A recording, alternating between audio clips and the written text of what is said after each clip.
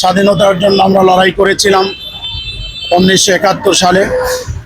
লড়াই করার যে পিছনে যে কারণটি ছিল আপনারা জানেন, সেটি হলো পশ্চিম পাকিস্তান চরমভাবে পূর্ব পাকিস্তানকে বৈষম্য করতেছিল। তারা বিভিন্ন দিক থেকে তাদের নিত্য প্রয়োজনীয় জিনিস, রাজনৈতিক অধিকার এবং সার্বিক দিক থেকে তাদের এই বৈষম্যের কারণে বাংলাদেশের মানুষ ফেসে উঠেছিল স্বাধীনতার আন্দোলনের জন্য।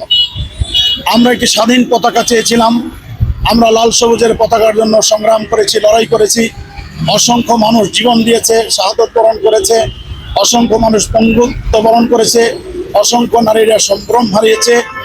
এটির সাথে আমরা শতভাগ নয়, হাজার ভাগ আমরা শ্রদ্ধা নিবেদন করি এবং শহীদদের আত্মার আমরা সর্বোচ্চ জান্নাতের মর্যাদা আমরা কামনা করি। কিন্তু আপনি যে প্রশ্নটি করেছেন যে স্বাধীনতার আন্দোলনে ভারত সহযোগিতা করার পরেও আমরা কেন ভারত বিরোধী, এটি আপনি যে প্রশ্ন করেছেন এটি খুবই গুরুত্বপূর্ণ প্রশ্ন। জাতির এটি জানা দরকার এই কারণে যে ভারত যে কারণে বাংলাদেশকে স্বাধীনতার জন্য সহযোগিতা করেছিল, এটার মূল কারণ হলো তারা পাকিস্তানকে দুর্বল করতে চেয়েছিল। অখণ্ড পাকিস্তানের শক্তি যদি তারা দুর্বল করতে পারে, তাহলে এই এলাকায় প্রভুত্ব কায়েম করা তাদের জন্য খুবই সহজ। মূলত ভারত এই প্রভুত্ব কায়েমের লক্ষ্যে পাকিস্তানের শক্তিকে দুর্বল করার জন্য, বিশেষ করে ইসলামী শক্তি, বিশেষ করে মুসলমান অধ্যুষিত এই অঞ্চলকে দ্বিখণ্ডিত করে তারা সুবিধা নিতে চেয়েছিল। এ কথা আজকের বড় বড় মহাপণ্ডিতেরা বলেছে। আপনাদের মনে আছে নিশ্চয়ই বঙ্গবীর কাদের সিদ্দিকীর কথা। তিনি বলেছেন যে ভারত বাংলাদেশকে সহযোগিতা করেছে পাকিস্তানকে দ্বিখণ্ডিত করার জন্য, শক্তিকে দুর্বল করার জন্য।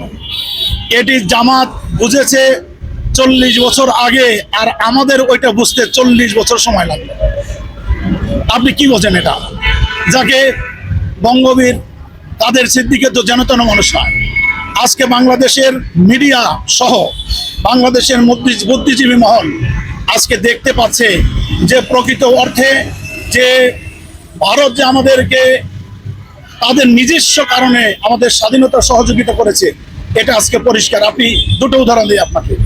দেখেন, পাকিস্তান সীমান্তে যদি কোনো গুলি চালায় ভারত, একটা গুলি যদি চালায়, তাহলে পাকিস্তান দেশের স্বাধীনতার সার্বভৌমত্ব রক্ষার জন্য 5টা গুলি চালাবে।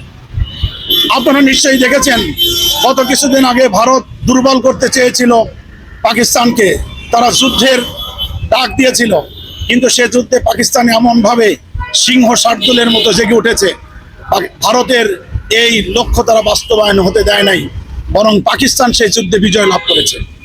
আপনি নিশ্চয়ই জানেন, একই ঘটনা যদি বাংলাদেশে চালানো হয়, একই ঘটনা যদি বাংলাদেশে করা হয়, বাংলাদেশের সীমান্তে যদি কাউকে মারা হয়, বাংলাদেশের এই যে মানে সেবাদাসমূলক যে আমাদের অবস্থান, স্বাধীনতার প্রতি, স্বাধীনতার সার্বভৌমত্ব রক্ষার প্রতি আমাদের একটা দায় সারা ভাব বিগত সরকার দেখিয়েছে, বর্তমান সরকারও সেটি দেখিয়েছে। আপনি দেখেন ফেলানীর লাশের কথা কি আপনি ভুলে গিয়েছেন? কিভাবে মেরে ফেলানীর লাশটাকে ঝুলিয়ে রাখা হয়েছিল। আমরা প্রতিবাদ করেছি দেশের স্বাধীনতা সার্বভৌমত্বকে যারা ভালোবাসে। বাংলাদেশ জামাত ইসলামী কিভাবে সেখানে প্রতিবাদ করেছে, বাংলাদেশে ইসলাম ভালোবাসা মানুষগুলো প্রতিবাদ করেছে। তিস্তা মহাপরিকল্পনা বাস্তবায়নের জন্য বারবার করে এটি আমরা এই তিস্তা মহাপরিকল্পনা বাস্তবায়নের জন্য আমরা লড়াই করেছি, সংগ্রাম করেছি। কিন্তু ভারত যদি সত্যিকার অর্থে বাংলাদেশকে ভালোবেসে স্বাধীনতাকে যদি রক্ষা করার জন্য, স্বাধীন করার জন্য যদি তারা সহযোগিতা করত, তাহলে তিস্তা মহাপরিকল্পনা বাস্তবায়ন করতে তাদের সমস্যা কোথায়?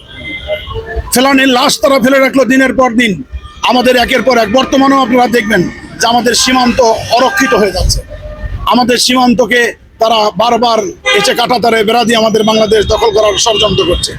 আপনারা এই রিসেন্ট যদি দেখেন, রংপুর দখল করার জন্য পায়তারা করছে। কেন করছে? এটা করবার পিছনে কারণ হলো তারা এই যে পাকিস্তান এবং পূর্ব পাকিস্তান, পশ্চিম পাকিস্তানকে ভাগ করে দিয়ে তারা মনে করে যে পাকিস্তান দুর্বল হয়েছে আর বাংলাদেশ তাদের খেলার পুতুল হয়েছে। এখন যেভাবে খুশি সেভাবেই খেলতে চায়। বিগত সরকার, ফেসিবাদের সরকার, প্রায় তারা ভারতের সেবাদাস হিসেবে পরিচিত ছিল। বিগত সরকারের প্রধানমন্ত্রী খুনি শেখ হাসিনা ভারতের সেবাদাসিনী হিসাবে তারা মুখ্যমন্ত্রীর উপাধি নিয়ে কপালে তিলক পর্যন্ত লাগিয়েছে। বাংলাদেশের জন্য লজ্জা, বাংলাদেশের স্বাধীনতা এবং মুক্তিকামী মানুষের জন্য লজ্জা যে বাংলাদেশের স্বাধীন বাংলাদেশের প্রধানমন্ত্রীকে মুখ্যমন্ত্রী বলে কপালে তিলক লাগায়, এটি লজ্জা। আমরা বর্তমান সরকারকে একটা ক্ষেত্রে ধন্যবাদ জানাতে চাই যে বাংলাদেশ সরকারের প্রধান ভারতে সফরে প্রথমে না গিয়ে মালয়েশিয়াতে গিয়েছেন, তারপরে তিনি সফরে গিয়েছেন হলো চীনে। আমরা শুধু বলবো এটা লোক দেখানোর জন্য যেন না হয়। আপনি উপরে সফর করবেন চীনে, উপরে সফর করবেন মালয়েশিয়া, কিন্তু ভিতরে যেন বাংলাদেশের স্বাধীনতার সার্বভৌমত্ব হরণ করার জন্য এমন কোনো কর্মকাণ্ড যেন বাংলাদেশ সরকার, বর্তমান সরকার যেন না করে। কারণ 24-এর যে গণ আন্দোলনের দুইটা দিক ছিল, এক নম্বর ছিল হলো ফ্যাসিবাদ মুক্তকরণ, আর দ্বিতীয় হলো আধিপত্যবাদকে বিতরণ। আধিপত্যবাদ এবং আধিপত্যবাদকে চিরদিনের জন্য বিলুপ্ত করে দেওয়ার জন্যই বাংলাদেশের 24-এর আন্দোলন হয়েছিল। এই জন্য আমরা সরকারকে বলবো অবশ্যই যেন এমন কোনো কর্মকাণ্ড ভিতরে না হয়। যদিও কথা আছে বর্তমান সরকার অনেক বিভিন্ন ধরনের ভিতরে ভিতরে ভারতের সাথে চুক্তি করেই লন্ডন থেকে সরকার প্রধান দেশে ফিরেছেন। মানুষ এটা বললেও আমরা বিশ্বাস করতে চাই না। আমরা বরং বিশ্বাস করতে চাই কাজে কর্মে বাস্তবে বাংলাদেশের স্বাধীনতা সার্বভৌমত্বকে অক্ষুণ্ণ রাখবার জন্য সঠিক ভূমিকা পালন করবে। এবং আপনাকে প্রশ্ন করবার জন্য ধন্যবাদ। এই সমস্ত কারণেই মূলত আমরা ভারত আমাদেরকে স্বাধীনতার সময় আমাদেরকে যথেষ্ট পরিমাণ সহযোগিতা করেছে, কিন্তু এটা বাংলাদেশের জন্য নয়, এটি অবশ্যই তাদের স্বার্থ সিদ্ধির জন্য।